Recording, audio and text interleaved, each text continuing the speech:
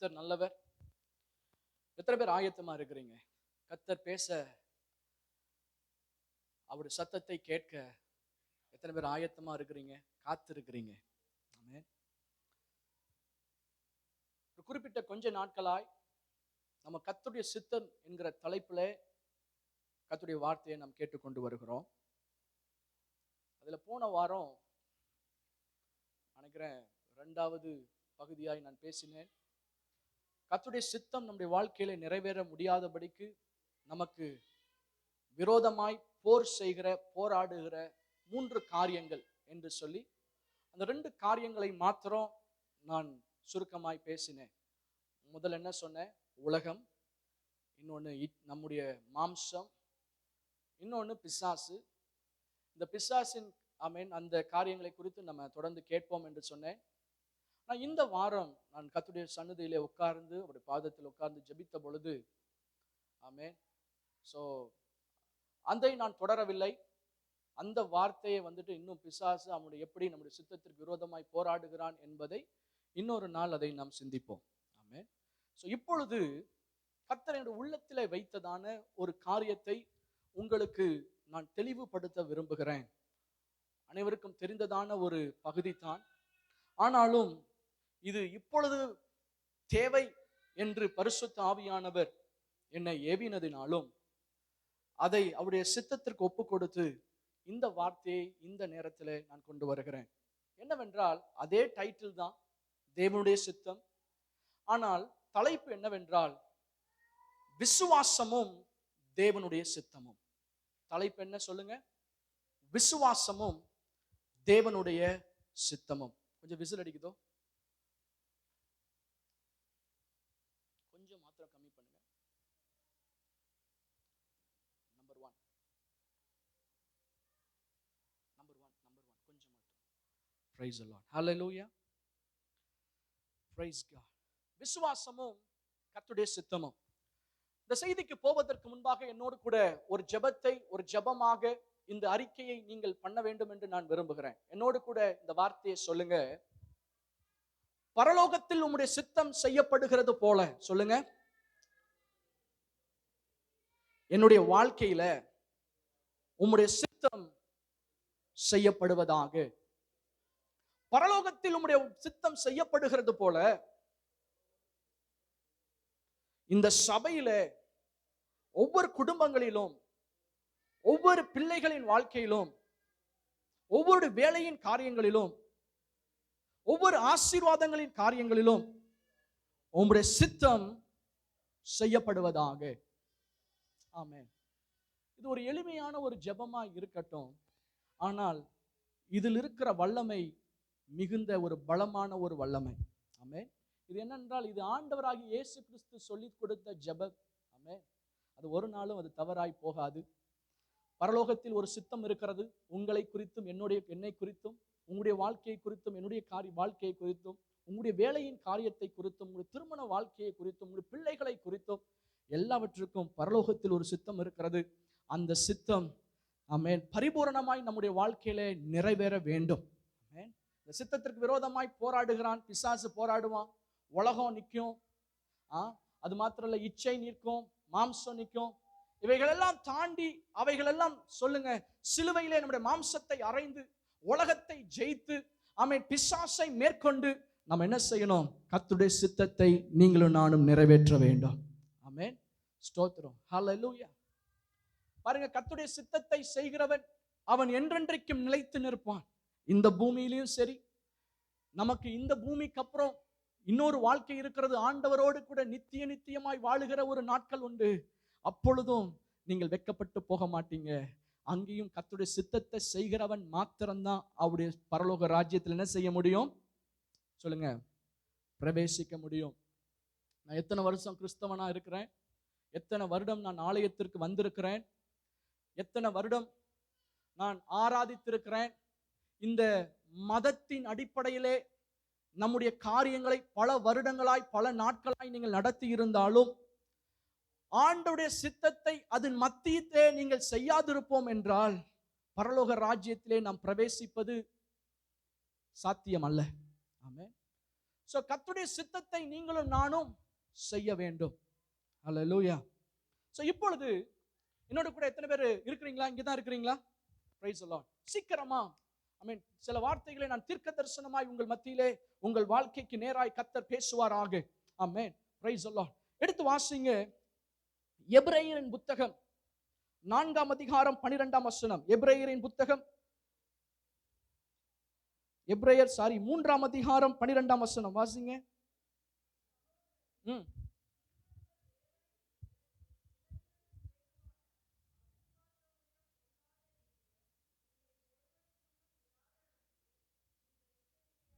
ஆமென். நான் ஸ்டார்டிங்ல கொஞ்சம் நெகட்டிவ்ல இருந்து ஸ்டார்ட் பண்ண விரும்புறேன். ஆமென். இங்க பார்க்கிறோம் ஒரு இருதயத்தை குறித்து வேதம் நமக்கு சொல்லி இருக்கிறது. அந்த இருதயம் எப்படிப்பட்ட இருதயம் என்றால், யாருடைய இருதயம் என்றால் அது அவிசுவாசம் உள்ள ஒரு மனிதனுடைய இருதயம். அந்த இருதயம் எப்படிப்பட்ட இருதயம் என்றால் வேதம் வர்ணிக்கிறது, அது பொல்லாத இருதயம். ஆமென். ஒரு அவிசுவாசம் உள்ள ஒரு இருதயம் அது எப்படிப்பட்ட ஒரு இருதயம் என்றால் அது பொல்லாத இருதயம். ஆமென். ஒரு கூட்ட ஜனத்தை உங்களுக்கு நான் ஆதாரமாய் எடுத்து காண்பிக்கிறேன். அவர்கள் யார் என்றால் எகிப்து தேசத்திலிருந்து கானானை நோக்கி எகிப்தின் அடிமைத்தனத்திலிருந்து புறப்பட்ட இஸ்ரவேல் ஜனங்கள்.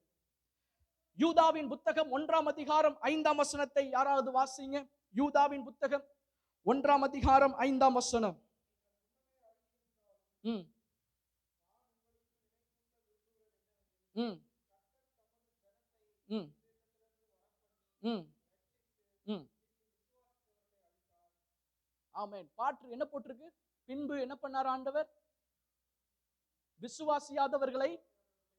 ஆமென்.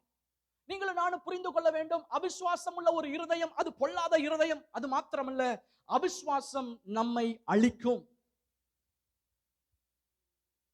இன்னொரு காரியத்தை வாசிங்க. எபிரேயரின் புத்தகம் 4ஆம் அதிகாரம் 2ஆம் வசனத்தை வாசிக்கும்படி அன்பாய் கேட்கிறேன். ம் ம் ம் வசனம் பிரசங்கிக்கப்பட்டது. இந்த வசனம் விசுவாசத்தை உண்டு பண்ணும்படிதான் இந்த வசனம் பிரசங்கிக்கப்பட்டது. ஆனால் இந்த வசனத்தை அவர்கள் விசுவாசியாததினாலே, அவர்கள் அவிசுவாசம் நிறைந்தவர்களாய் இருந்ததினாலே இந்த வசனம் அவர்கள் வாழ்க்கையில் கிரியை செய்யவில்லை. பாருங்க, நீங்களும் நானும் நம்முடைய வாழ்க்கையில தேவன் அற்புதங்களை, தேவன் தம்முடைய பலத்தை, தேவன் தம்முடைய ஞானத்தை, தேவன் நமக்கு வைத்திருக்கிற ஆசீர்வாதங்களை நம் மேலே கொடுப்பதுதான், அதை தந்து ஆசீர்வதிப்பதுதான் கர்த்தருடைய சித்தம். ஆமென்.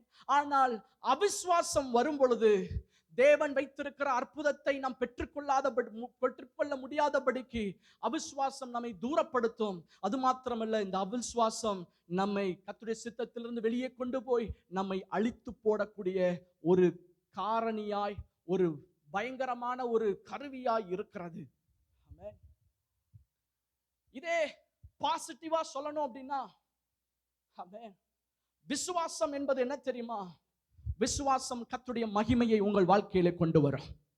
விசுவாசம் உங்கள் வாழ்க்கையிலே தேவன் வைத்திருக்கிற அற்புதங்களையும், தேவன் உங்கள் வாழ்க்கையிலே அவருடைய வல்லமையை காண்பிக்கும்படி இந்த விசுவாசம் உங்களுக்கு கிரியை செய்யும்.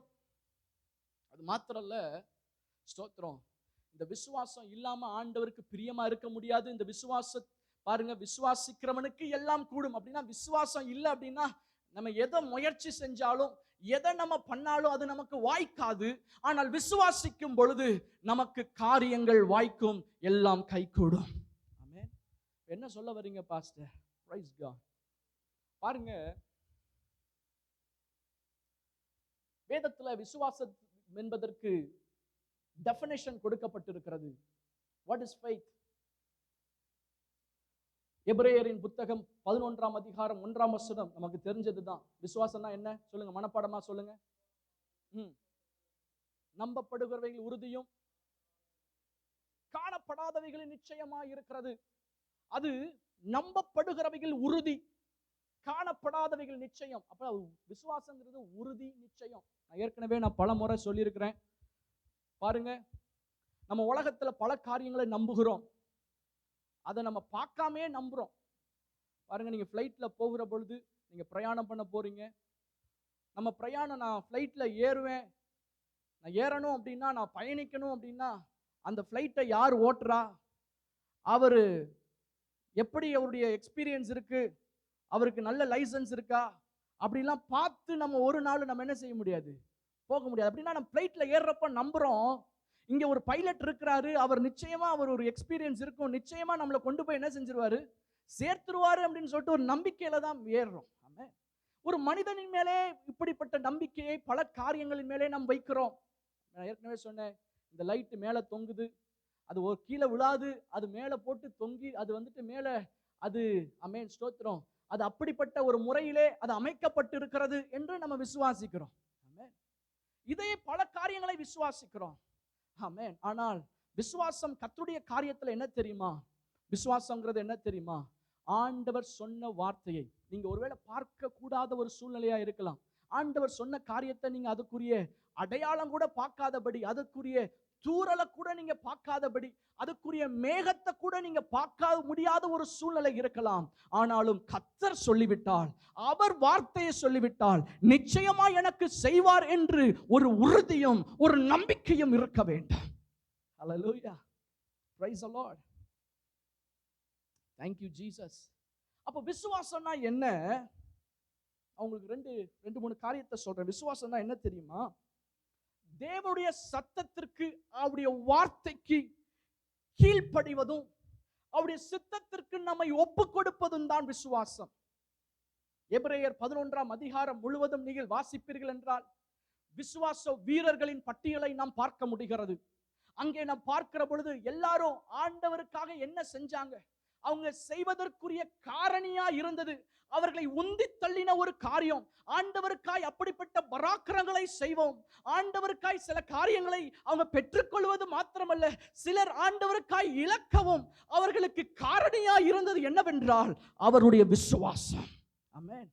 ஒவ்வொருடைய வாழ்க்கையை நீங்கள் பார்க்கிற பொழுது, நோவா, அவன் வாழ்க்கையில மழையினாலே என்னன்னே தெரியாது, அதுவரைக்கும் மழை பூமியில பேஞ்சதே கிடையாது.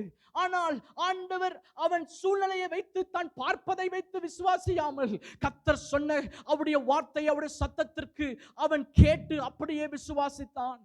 ஆண்டவர் சொன்னாரு, நீ பெரிய ஒரு பேழையை உண்டு பண்ணுன்னு சொல்றாரு, அதுக்கு லென்த் கொடுக்கிறாரு, மெஷர்மெண்ட் கொடுக்கிறாரு. பாருங்க, அது வரைக்கும் மழையே பெஞ்சது இல்லை, அது வரைக்கும் போட்டுக்கு தேவையே வந்தது இல்லை. ஆமென். ஆனால் அவன் விசுவாசித்தான். ஆபிரகாமை பார்க்கிற பொழுது ஆண்டவர் சொல்றாரு, நீ உன் இனத்தார, உன் தகப்பன் வீட்டை எல்லாத்தையும் விட்டுட்டு நான் காண்பிக்கிற தேசத்திற்கு போ அப்படின்னு சொல்றாரு. ஆமென்.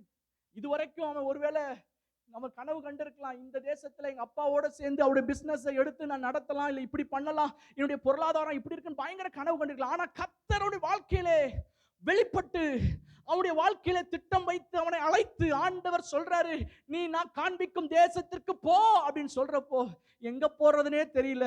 ஆனா அவருடைய சத்தத்தை கேட்டு அவன் போனான். விசுவாசம் யார வேணா எடுத்துக்கொள்ளுங்க, விசுவாசம் இருந்தாதான் கர்த்தருடைய சித்தத்தை நாம் செய்ய முடியும். ஆமென். இன்னும் ஒரு வசனத்தை நான் உங்களுக்கு தெளிவாய் சொல்லுகிறேன். வசனம் சொல்லுகிறது, விசுவாசம் இல்லாமல் தேவனுக்கு பிரியமா இருப்பது கூடாத காரியம். அப்படி இட் இஸ் இம்பாசிபிள், வாய்ப்பே இல்லை. நீங்க எவ்வளவு முட்டிக்கிட்டாலும், எவ்வளவு உங்க மைண்ட போட்டு நீங்க எவ்வளவு உங்களுக்கு தெரிஞ்ச காரியங்கள் எல்லாம் நீங்க யூஸ் பண்ணாலும், விசுவாசம் இல்லைன்னா ஆண்டவரை பிரியப்படுத்தவே முடியாது. அப்படின்னா விசுவாசம் இருந்தா, விசுவாசம்னா என்ன, விசுவாசம் இருக்கிறவங்க என்ன செய்வாங்க தெரியுமா, அவருடைய சித்தத்தை செய்வார்கள். ஆமென். விசுவாசம் உள்ளவர்கள் என்ன செய்வாங்க, தங்க சரீரம் ஓகேன்னு சொல்லுதோ சொல்லலையோ, தங்க மாம்சம் அதை விரும்புதோ விரும்பலையோ, ஆமென், விசுவாசம் உள்ளவர்கள் என்ன செய்வாங்கன்னா, கர்த்தர் சொன்னாரு நான் நிச்சயமா செய்வேன், அதை செய்து முடிப்பேன், கர்த்தருடைய சித்தத்திற்கு கீழ்ப்படிவதுதான் என்னுடைய வாழ்க்கை. அவருக்கு விரோதமாய், அவருடைய வார்த்தைக்கு விரோதமாய், அவருடைய சத்தத்திற்கு விரோதமாய் நான் ஒரு நாளும் என்னுடைய வாழ்க்கையை நான் அமைத்துக் கொள்ள விரும்பவில்லை. நான் ஆண்டவருடைய சித்தத்தின் மையத்தில் இருக்க வேண்டும். அவர் என்ன சொல்றாரோ அதை தான் என் வாழ்க்கையில செய்வேன்னு சொல்றவங்க தான் விசுவாசிக்கிறவங்க. எத்தனை விசுவாசிங்க இங்க இருக்கீங்க? கரங்களை உயர்த்தி ஆண்டவர் அல்லேலூயா சொல்லுங்க. ஒரு அழகான ஒரு வசனம். சாமுவேல் சவுல் ராஜாவை முதல் இஸ்ரவேலை மேலிலே ராஜாவாய் தேவன் சவுலை அபிஷேகம் பண்ணினான். சாமுவேல் தான், ஆண்டவர் சாமுவேல் மூலமாய் தான் அந்த காரியங்களை செய்தார். இப்பொழுது பார்க்கிறோம், ஒரு சூழ்நிலை வருகிறது. அவனுக்கு ஒரு அசைன்மெண்ட் கொடுக்கப்படுகிறது. நீங்கள் அதை நான் நினைக்கிறேன் 13ஆம் அதிகாரம் என்று நினைக்கிறேன். 1 சாமுவேல் 13ஆம் அதிகாரம். நீங்கள் வாசிக்க வேண்டாம், வீட்டில் போய் வாசிங்க. அசைன்மெண்ட் கொடுக்கப்படுகிறது. அங்கே பார்க்கிறோம், அவனுக்கு சொல்லப்பட்ட காரியம் என்னன்னா, நீ அமலேக்கியரை என்ன செய்யணும்? முற்றிலுமாய் சங்கரிக்க வேண்டும். அதுக்குரிய ரீசனும் சொல்லப்பட்டிருக்கு. ஏன் ரீசன்னா, என்னுடைய ஜனங்கள் அவங்க எகிப்து தேசத்திலிருந்து இஸ்ரவேலை நோக்கி போய்கொண்டிருக்கிற பொழுது அவர்களை தடை செய்யும்படி, அவர்கள் முன்னேற்றத்தை அளிக்கும்படி அந்த அமலேக்கியன் வந்தான். அவன் செய்த காரியத்தை நான் இன்னும் மறக்கவில்லை. அதனாலே நீ அந்த அமலேக்கியனையும் அவனுடைய சகல காரியத்தையும் நீ முற்றிலுமாய் சங்கரிக்க வேண்டும் என்று சொல்லி சாமுவேல் மூலமாய் கர்த்தர் இந்த கட்டளையை, இந்த வார்த்தைகளை சவுலுக்கு அறிவித்தான். சவுலுக்கு கொடுக்கப்பட்ட காரியம் என்ன? அமலேக்கியர் என்ன செய்யணும்? முற்றிலுமாய் அழிக்க வேண்டும். ஆனா அவன் செஞ்ச காரியம் என்ன பாத்தீங்கன்னா, நீங்க அந்த வசனத்தில் நீங்க வாசிக்கிற பொழுது அவன் என்ன செய்கிறான்? ராஜாவை, அந்த தேசத்தின் ராஜாவை என்ன செஞ்சிட்டான்? உயிரோட வச்சுட்டான். இரண்டாவது பார்க்கிறோம், அவன் ஆடு மாடுகளிலே ரொம்ப பெஸ்டான இருக்கக்கூடிய காரியத்தெல்லாம், எதெல்லாம் வேல்யூபிளோ, எதெல்லாம் ரொம்ப ரிசோர்ஸ்ஃபுல்லோ, எதெல்லாம் ரொம்ப அவனுக்கு பெனிஃபிட்டடா இருக்குமோ அதெல்லாம் வச்சுட்டான். அதெல்லாம் எடுத்து வச்சுட்டு எதெல்லாம் ஒண்ணுக்கு உதவாதோ அதெல்லாம் தீயில போட்டு அழிச்சு அதெல்லாம் செஞ்சிட்டான். இப்ப நடக்கிறது காரியம் என்ன? ஆண்டவர் தம்முடைய துக்கத்தை சாமுவேல் தீர்க்கதரிசிக்கு வெளிப்படுத்துகிறார். ஆமென். பாருங்க, இன்றைக்கும் இப்படிப்பட்ட ஒரு தேவ ஊழியர்கள் இன்றைக்கு தேவை. கர்த்தருடைய இதயத்தை, கர்த்தருடைய சத்தத்தை உணர்கிற ஒரு தேவ மனிதர்கள், ஒரு விசுவாசி, ஒரு சபை இன்றைக்கு தேவை. கர்த்தர் தம்முடைய ரகசியத்தை வெளிப்படுத்த வேண்டும். அவர் எப்படி உணர்கிறார், அவர் எப்படி அவருடைய காரியங்களை பார்க்கிறார் என்கக்கூடிய அறிவு பெற்ற ஊழியர்களும், அறிவு பெற்ற சபையும், அறிவு பெற்ற விசுவாசிகளும் இன்றைக்கு அவசியம். பாருங்க, சாமுவேல் ஆண்டவர் சொல்றாரு, அப்பா எனக்கு இப்படி பண்ணிட்டான்ப்பா, நான் அவனை ராஜாவா அபிஷேகம் பண்ணேன், ஆனா அதுக்கு அவன் பாத்திரவானா இருக்கல, அதனால அவனை அந்த ராஜ்யத்திலிருந்து தள்ள போறேன். இப்ப அவனுக்கு சாமுவேல் அழுகிறான். அடுத்த நாள் சவுலை பார்க்க அவன் போகிறான். போகிற பொழுது நடந்தது என்ன தெரியுமா? சவுலுக்கு அதை குறித்த உணர்வே இல்லை. தான் தப்பு பண்ணிட்டோம், நம்ம ஆண்டுடைய வார்த்தையை நான் சரியா செய்யவில்லை என்கிற அறிவே அவனுக்கு இல்லை, அந்த உணர்வே இல்லை. என்ன பண்ணிட்டு இருக்கிறான்? போய் ஆண்டுடைய இரக்கத்திற்கு கூட கெஞ்சாம அவனே வெளிப்பிரகாரமாய் காரியங்களை அவன் விருப்பம் போல எல்லா இடத்துக்கு போய் ஜெயஸ்தம்பத்தை நாட்டிக் கொண்டிருக்கிறான். நான் வெற்றி பெற்றேன், மகா பெரிய வெற்றி, இது சவுல்னால உண்டாச்சு அப்படின்னு பயங்கரமான காரியத்தை, தன்னுடைய பெயர் பிரஸ்தாபத்திற்கு ஜெயஸ்தம்பங்களை அவன் நாட்டிக் கொண்டிருக்கிறான். நடந்தது என்ன? அவன் சாமுவேல் வந்த உடனே சாமுவேலை பார்த்து, சும்மா இருந்தாலும் பரவாயில்ல, அவனே ஓடி வந்து சொல்றான், கர்த்தருடைய ஊழியக்காரரே, தீர்க்கதரிசியே, நான் நீங்க சொன்ன, கர்த்தர் சொன்ன எல்லாவற்றையும் நான் செய்து முடித்து விட்டேன். Whatever the Lord has commanded me, whatever the Lord has instructed me, I have fulfilled all of it. I completely fulfilled all of it. நடந்தது என்ன? ஆமென். அப்போதான் சாமுவேல் சொல்றாரு, அப்படி செஞ்சினாப்பா, என்னுடைய காதுல கேட்கிற ஆடின் சத்தம் என்ன? இந்த மாடுகளின் சத்தம் கேட்கிறதே, அது என்ன? வசனம் சொல்லுங்க, சொல்றத சொல்லுங்க. கிரியை இல்லாத விசுவாசம் சொல்லுங்க, செத்தது. கிரியை இல்லாத ஜெபம் செத்தது. கிரியை இல்லாத பிரசங்கம் செத்தது. கிரியை இல்லாத சபை செத்தது. கர்த்தர் எங்கே உலாவுகிறாரோ அங்கே கிரியை இருக்க வேண்டும். ஆமென். பாருங்க, வருகிறான், இங்க பார்க்கிறோம், சத்தம் கேட்குது. கேட்ட உடனே அவன் சொல்றான், அப்பயும் ஒத்துக்கல. அப்ப அவன் என்ன தெரியுமா சொல்றான்? ஆண்டவரே, அத உம்முடைய தேவனுக்கு பலியிடும்படி நாங்க சிறந்ததெல்லாம் எடுத்து வச்சிட்டோம் அப்படின்றான். அடுத்து இன்னும் 2-3 தடவை அப்படி போன்றப்ப அவன் சொல்றான், நான் பாவம் செஞ்சேன்னு சொல்றான். ஆனா அதுக்குரிய அந்த பாவத்தை உணர்வு அவனுக்கு வரவில்லை. அப்பொழுதுதான் கர்த்தருடைய வார்த்தை வருகிறது. நான் அதை வந்துட்டு பலி செலுத்தும்படி இதெல்லாம் வச்சேன் அப்படின்னு சொன்ன உடனே தான் சாமுவேல் தீர்க்கதரிசியின் மூலமாய் கர்த்தருடைய வார்த்தை வருகிறது. என்ன வார்த்தை? பலியை பார்க்கலாம் கீழ்ப்படிதலும், ஆட்டு கடாக்களின் நினத்தை பார்க்கலும் செவி கொடுத்தலும் உத்தமம். இன்றைக்கு தேவை என்ன தெரியுமா? எப்படி நம்ம வெளிப்பிரகாரமாய் நம்ம ஆண்டவரை ஆராதிக்கிறவர்களாய் வெளிப்பிரகாரமாய் நம்முடைய வாழ்க்கையை ரொம்ப பளபளன்னு காட்டுறதற்கு இன்னைக்கு நிறைய காரியங்கள் வந்துவிட்டது. ஆனாலும் ஆண்டவர் இன்றும் மாறாதவராய் இருக்கிறார். ஆண்டவர் அன்றைக்கும் இருதயத்தை பார்த்தார், இன்றைக்கும் இருதயத்தை பார்க்கிறார்.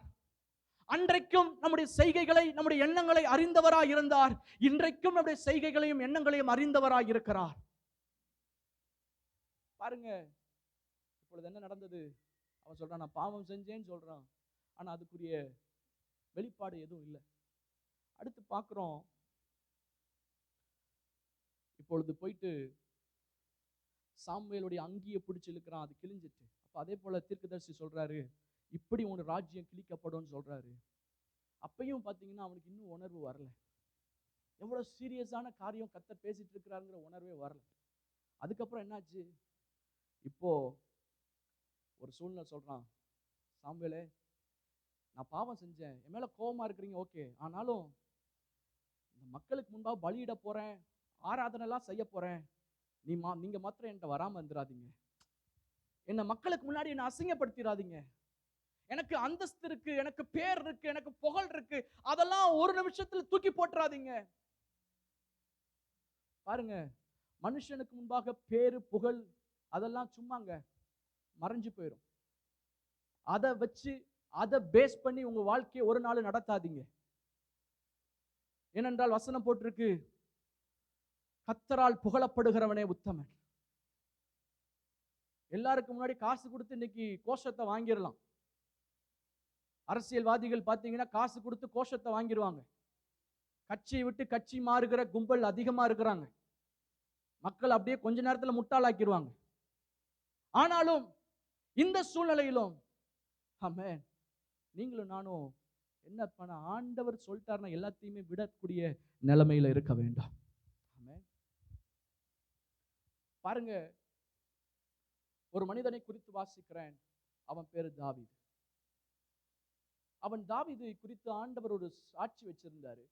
என்ன சாட்சினா, என் இருதயத்துக்கு ஏற்றவன், எனக்கு சித்தமானவைகள் எல்லாம் அவன் செய்வான்னு சொன்னார்.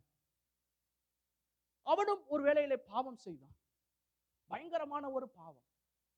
ஆனால் சுட்டிக்காட்டப்பட்ட பொழுதோ மனம் திரும்பினான்.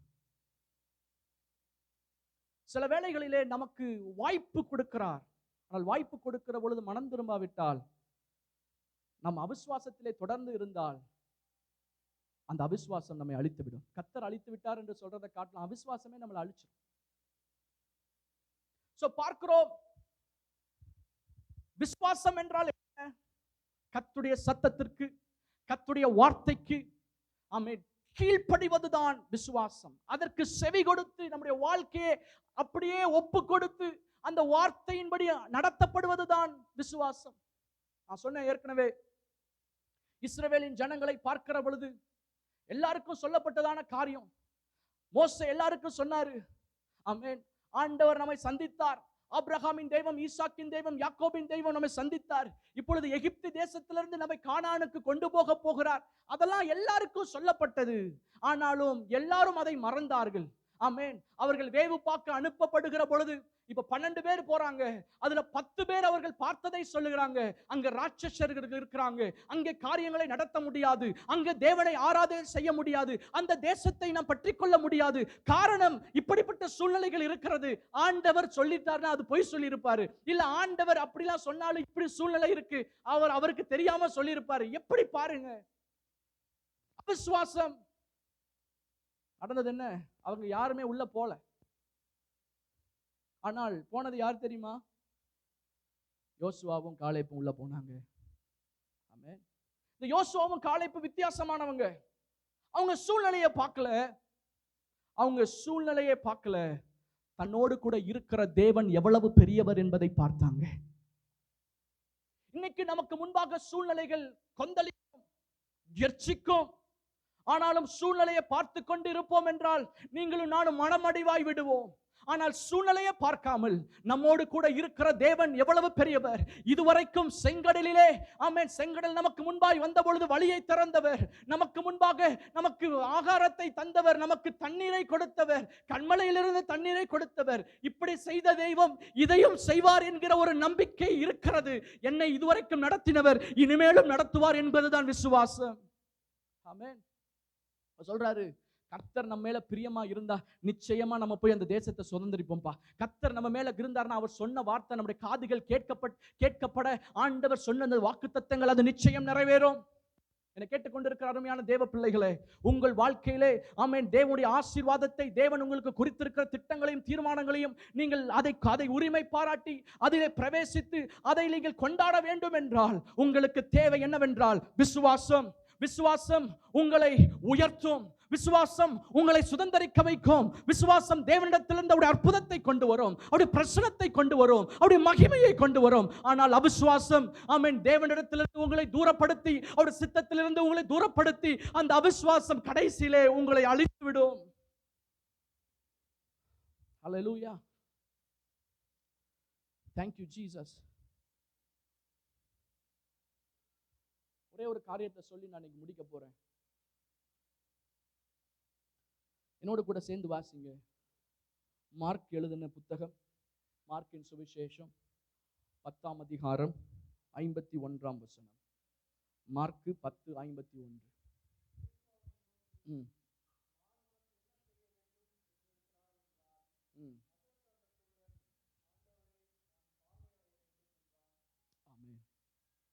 பல வேளைகளிலே அவரை உண்மையாய் விசுவாசிக்கிற தம்முடைய ஜனத்திற்கு தேவன் அவர் தம்மை வெளிப்படுத்துவார். அவருடைய சூழ்நிலைகளிலே எவ்வளவு பெரிய தடங்கள் இருந்தாலும், பிரச்சனைகள் இருந்தாலும், விசுவாசம் இருக்கிற இடத்துல கர்த்தர் பிரசன்னர் ஆவார், அவர் தம்மை வெளிப்படுத்துவார். இங்கே பார்க்கிறோம், ஒரு குருட்டு மனுஷன், அவன் பேர் பர்திமேயு, பிறவி குருடன். அவன் பார்க்கிற பொழுது அவனை ஜனங்கள் அதட்டுகிறார்கள். இயேசு வருகிறார் என்று கேள்விப்படுகிறான். அவன் கண் குருடா இருந்தாலும் அவனுக்கு ஒரு வெளிப்பாடு இருக்கிறது. இங்கே வருகிற தெய்வம் அது சாதாரண ஒரு மனிதன் அல்ல. இந்த இஸ்ரவேல், இந்த யூதர்கள் எதிர்பார்த்து கொண்டிருக்கும் மேசியா, அவர்தான் உலக தோற்றத்திற்கு முன்பாக அடிக்கப்பட்ட தேவ ஆட்டுக்குட்டி, அவர்தான் வாக்கு பண்ணப்பட்ட மேசியா, அவர்தான் தாவீதின் குமாரன் என்கிற அறிவு அவனுக்கு இருந்தது. அதனால ஜனங்கள் அவனை தாவீதின் குமாரனே எனக்கு இறங்குன்னு சொல்லி கூப்பிடுறப்போ எல்லாம் அதட்டுனாங்க. ஆனாலும் அவன் விசுவாசத்தில் விடாப்பிடியாய் இருந்தான். எத்தனை தடைகள் வந்தாலும், எத்தனை பேர் எதிர்த்தாலும் அவன் தேவன் மேல் வைத்திருக்கிற விசுவாசத்தில் அவன் பின்வாங்கவில்லை. அவன் தாவீதின் குமாரனே எனக்கு இறங்கும் என்று மிகுந்த சத்தமாய், அதிக சத்தமாய் கூப்பிட்டான். நடந்தது என்ன? இயேசு நின்றார். இயேசு அவனிடத்தில் வந்தார். எப்பொழுதெல்லாம் விசுவாசம் இருக்கிறதோ, யாரிடத்திலெல்லாம் விசுவாசம் இருக்கிறதோ, யாருடைய வாழ்க்கையிலெல்லாம் விசுவாசம் இருக்கிறதோ, ஆமென், அவர்களுடைய விசுவாசம் தேவனை உங்கள் வாழ்க்கையிலே கொண்டு வரும். பரலோக தெய்வத்தின் வல்லமையை உங்கள் வாழ்க்கையிலே கொண்டு வரும். இங்க பார்க்கிறோம், இயேசு கிறிஸ்து வராரு, வந்து கேட்கிறாரு, உனக்கு நான் என்ன செய்ய வேண்டும்? நான் உனக்கு என்ன செய்ய வேண்டும்? இன்றைக்கு என்னை கேட்டுக்கொண்டிருக்கிற அருமையான தேவ பிள்ளைகளே, தீர்க்க தரிசனமாய் கர்த்தர் சிலரை பார்த்து கேட்கிறார். இதே கேள்வியை உங்களை பார்த்து கேட்கிறார். பரிசுத்த ஆவியானவர் என் மூலமாய் உங்களிடத்திலே கேட்கிறதான ஒரு கேள்வி, நான் உனக்கு என்ன செய்ய வேண்டும்? ஆண்டவராகிய இயேசு கிறிஸ்து உங்களை பார்த்து கேட்கிறார், நான் உனக்கு என்ன செய்ய வேண்டும்? ஆண்டவர் மேல விசுவாசம் வைத்து அவருடைய வார்த்தைக்கு செவி கொடுத்து உண்மையாய் அவரை நோக்கி கூப்பிடுகிற, உண்மையாய் அவருடைய கற்பனைகளை கைக்கொள்ளுகிற உங்களை பார்த்து ஆண்டவர் கேட்கிறார், நான் உனக்கு இந்த இரவு வேளையிலே என்ன செய்ய வேண்டும்? இதே போல கேள்வி 2 ராஜாக்களின் புத்தகம் 2ஆம் அதிகாரம் 9ஆம் வசனம் 10ஆம் வசனத்தை நீங்கள் வாசிப்பீர்கள் என்றால், 2 ராஜாக்களின் புத்தகம் 2ஆம் அதிகாரம் 9ஆம் வசனம் 10ஆம் வசனத்தை வாசிப்பீர்கள் என்றால் இங்கே பார்க்கிறோம், எலியா அவன் பரலோக ராஜ்யத்திற்கு எடுத்துக் கொள்ளப்படுகிற நேரம் வந்தது. இப்பொழுது எலியா அவன் கில்காலில் இருந்து அவன் பிரயாணம் பண்ணி அவன் போவதற்கு முன்பாக ஒரு ஃபேர்வெல போல எல்லார்ட்டையும் சொல்லிட்டு போறார். ஆமென். கர்த்தரனை எடுத்துக்கொள்ள போகிறார் என்று எல்லாரையும் பார்க்க ஒரு கடைசி முறையாய் பார்க்கும்படியாய் ஒரு ஃபேர்வெல போல நடந்துட்டு இருக்கு. கில்காலை தாண்டினா அப்போ சொல்றான், எலிசா சொல்றான், நான் இன்னும் உண்மை பின்பற்றுவேன். எலியா சொல்றான், நீங்க இருப்பா போதும்பா. நாம சொல்றான், இல்ல நான் உண்மை பின்பற்றுவேன். அது மட்டும் இல்ல, அடுத்தவன் கில்கால்ல இருந்து பெத்தேலுக்கு போறாரு. பெத்தேல்லையும் அதே காரியத்தை சொல்றாரு, அவன் கேட்கல, அவரை பின்தொடர்ந்தான். பெத்தேலை தொடர்ந்து எரிகோக்கு போகிறார். எரிகோக்கும் அதே காரியத்தை சொல்லுகிறார், ஆனால் அவன் கேட்கவில்லை. இப்பொழுது அவர்கள் இருவரும் எங்கே வந்தார்கள் என்றால் யோர்தானுக்கு வந்தார்கள். யோர்தானிலே பார்க்கிற பொழுது ஒரு 50 பேர் தூரத்திலே நின்று பார்க்கிறாங்க என்ன நடக்கும் அப்படின்ட்டு. ஆனா இப்பொழுது எலியாவோடு கூட எலிசா சொல்றாரு, நான் உம்மை விட போறது இல்ல, எங்க போனாலும் நான் வருவேன். நடந்தது என்ன? ஆமென். யோர்தானை எலியா அவன் அடித்தான், அது பிரிந்தது. அவர்கள் அந்த தண்ணீரிலே, அந்த தண்ணீரின் நடுவிலே ஒரு பாதை பிறந்ததினாலே, ஆமென், ஸ்தோத்திரம். இங்க பார்க்கிறோம், எலியாவும் எலிசாவும் அதிலே பிரவேசித்து நடந்து போகிறார்கள். நடந்து போய் அங்கே பார்க்கிற பொழுது இப்பொழுதுதான் அவன் கேட்கிறான், எலியா எலிசாவை பார்த்து கேட்கிறதான கேள்வி, நான் எடுத்துக்கொள்ளப்படுவதற்கு முன்பாக நான் உனக்கு என்ன செய்ய வேண்டும்? அருமையான தேவ பிள்ளைகளே, இந்த எலியாவை குறித்து பார்க்கிற பொழுது எலியா ஒரு சாதாரண ஒரு மனிதன் அல்ல, அவன் ஒரு அபிஷேகம் பண்ணப்பட்ட ஒரு தேவ மனிதன். அவன் ஜெபித்தால் வானத்திலிருந்து அக்கினி இறங்கும். அவன் ஜெபித்தால் ஆமென் வானங்கள் அடைக்கப்படும், வானங்கள் திறக்கப்படும். அவன் ஜெபித்தால் ஆமென் மரித்தவர்கள் உயிரோடு எழும்ப முடியும். அவனுடைய வாழ்க்கையிலே ஸ்தோத்திரம், விதவைகள் வாழ்க்கை முடிந்து போனது, இனி எனக்கு ஆமென் எந்த grocery ஸ்டோர்ஸும் எனக்கு ஹெல்ப் பண்ண முடியாது, எனக்கு எந்த சப்ளைஸும் இல்லை என்று சொல்லி காத்திருந்த சூழ்நிலைகளிலே ஆமென் எலியாவுடைய பிரசன்னம் அங்கே போன உடனே நடந்தது என்ன? ஆமென் ஸ்தோத்திரம், அவருடைய வாழ்க்கையிலே அற்புதம் நடந்தது. ஆமென் ஸ்தோத்திரம், குறைந்து போகாத எண்ணெய் வெளிப்பட்டது. ஆமென் ஸ்தோத்திரம், இப்படிப்பட்ட மாபெரும் காரியங்களை வானத்திலிருந்து அக்கினி இறக்கி கர்த்தரே தேவன் என்று நிரூபித்ததான ஒரு மனிதன். இப்போ இங்க பார்க்கிறோம், இதெல்லாமே எலிசாக்கு தெரியும். எலிசா இதெல்லாம் பார்த்துட்டு தான் இருந்தான். ஆமென். ஆனாலும் இப்ப பாருங்க, ஒரு த்ரில் என்னன்னா, எதிர்பார்க்கவே இல்லை, அவரை சும்மா பின்பற்றிட்டே போறாரு. இவர் எடுத்துக்கொள்ளப்படணும். அதுக்கு முன்னாடி என்ன பண்றாரு? கடல் அந்த அந்த யோர்தானை அவன் பிரிக்கிறார். பாருங்க எப்படி இருக்கும். நீங்களும் நானும் எலியாவோட கூட இருந்தா, நீங்க எலிசாவா இருந்தா எப்படி இருக்குன்னு பாருங்க. ஆமென். அந்த அந்த கிராண்டியர், அந்த எக்ஸ்பீரியன்ஸ் பார்க்கிறோம். அந்த புரண்டு வருகிற யோர்தான் பிரிந்திருக்கிறது. அதில் நடுவே ஒரு வழி தோன்றி இருக்கிறது. அந்த வழியிலே இந்த பக்கம் தண்ணி, இந்த பக்கம் தண்ணி, இதுக்கு நடுவில் உங்களுக்கு ஒரு வழி. இதுல நீங்க ஆமென் எலியாவோடு கூட நடந்தா எப்படி இருக்கும்? ஆமென்.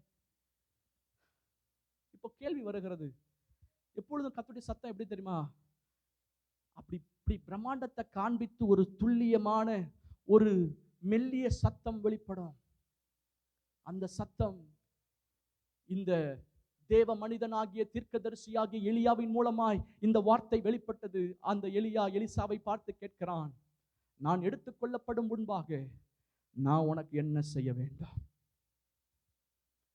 கேள்வி உங்களுக்கு, ஆண்டவராகிய தெய்வம் 7 குத்து விளக்குகளின் மத்தியில் உலாவுகிறவர், சபையின் நடுவில் எழுந்திருக்கிற தெய்வம், ஆவியாயிருக்கிற தெய்வம், அவர் இங்கே உலாவிக் கொண்டிருக்கிறார் என்பதை எத்தனை பேர் விசுவாசிக்கிறீங்க? எங்க 2-3 பேர் என் நாமத்தில் எங்கே கூடினாலும் வருவேன் என்று சொல்றதை எத்தனை பேர் விசுவாசிக்கிறீங்க? மனிதர்களின் மத்தியிலே வாசம் பண்ணுகிறார் என்பதை எத்தனை பேர் விசுவாசிக்கிறீங்க? அவரை ஆராதிக்கிற பொழுது, அவரை உயர்த்துகிற பொழுது அவருடைய பிரசன்னம் இறங்கி வருகிறது என்பதை எத்தனை பேர் விசுவாசிக்கிறீங்க? அந்த தெய்வம் பரிசுத்த ஆவியானவர், அவர் இங்கே உலாவிக் கொண்டிருக்கிறார். அதே கேள்வியை உங்களை பார்த்து கேட்கிறார், நான் உனக்கு என்ன செய்ய வேண்டும்?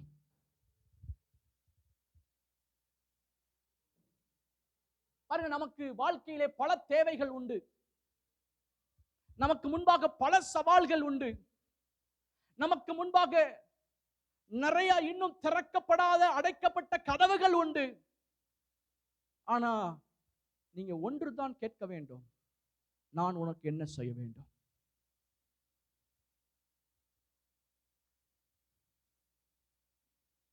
This will show.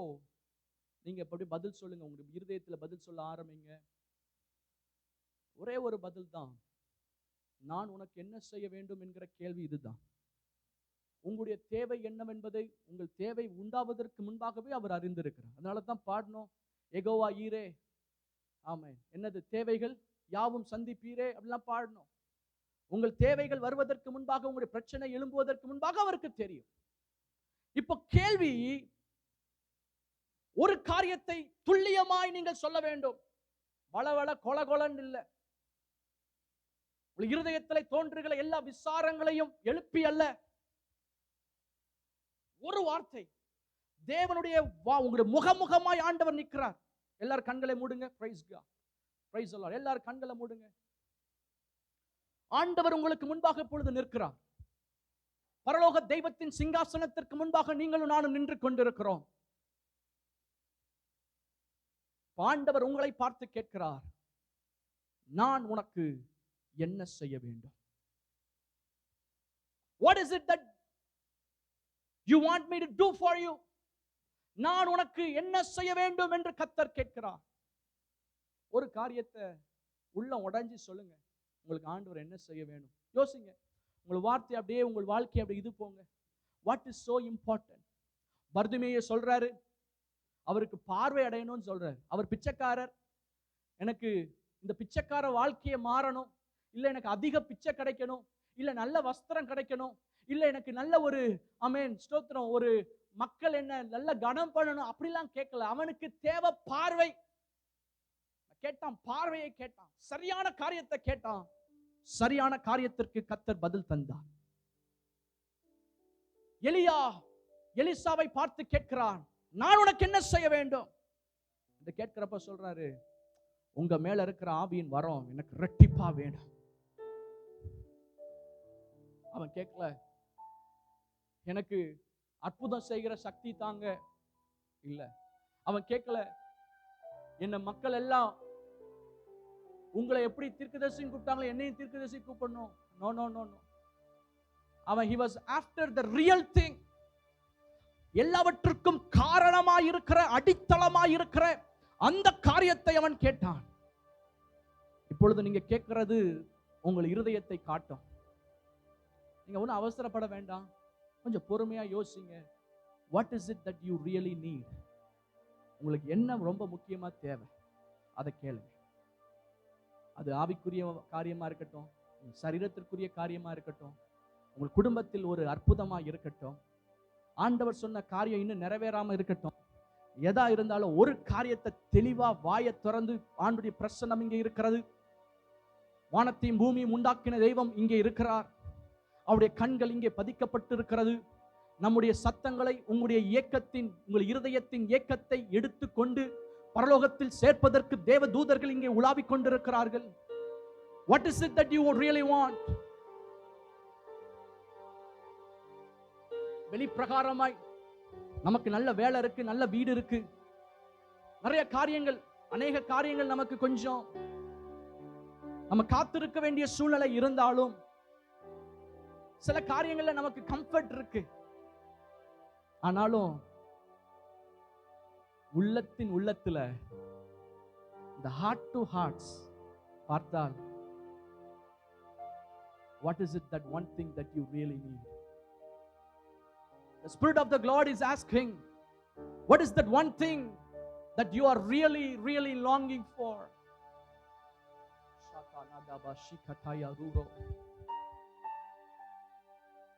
நீங்கள் எதிர்பார்க்கிற அந்த ஒரு காரியம் என்ன? ரூடாபௌனா ஹஷதேரே ரிகபூரஹட ஹஷியா ரூராபௌனா கபதி ஹம்சனகா.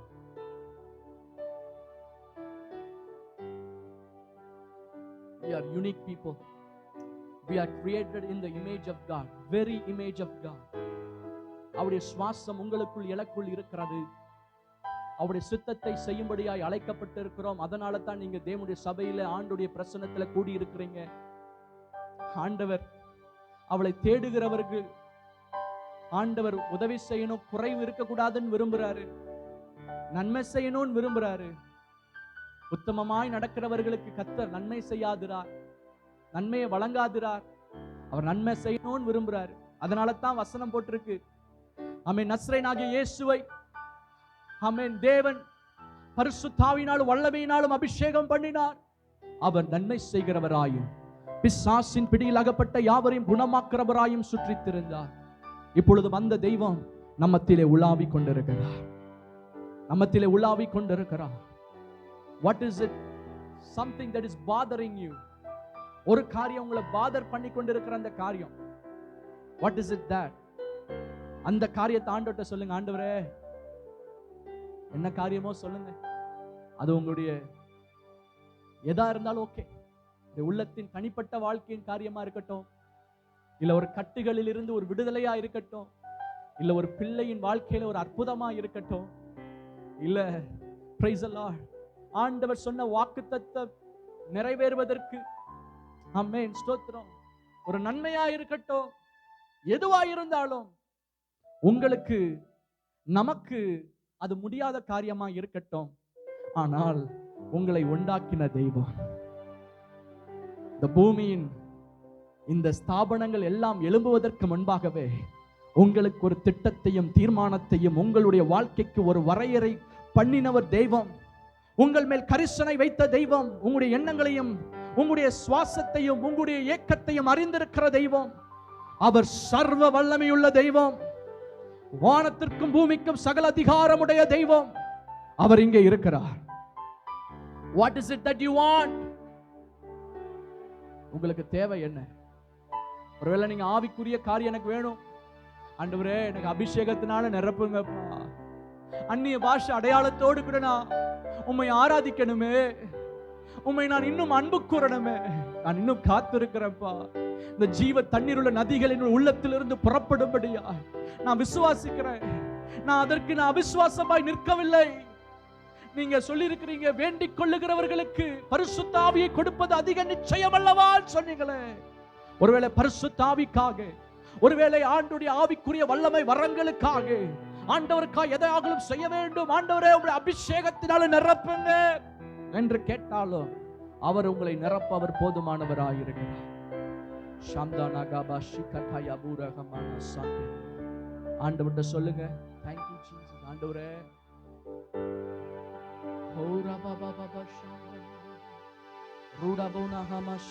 எல்லாரும் அப்படியே எழுந்து நிற்போம். Praise God. Hallelujah. Thank you Jesus. இயேசுவே.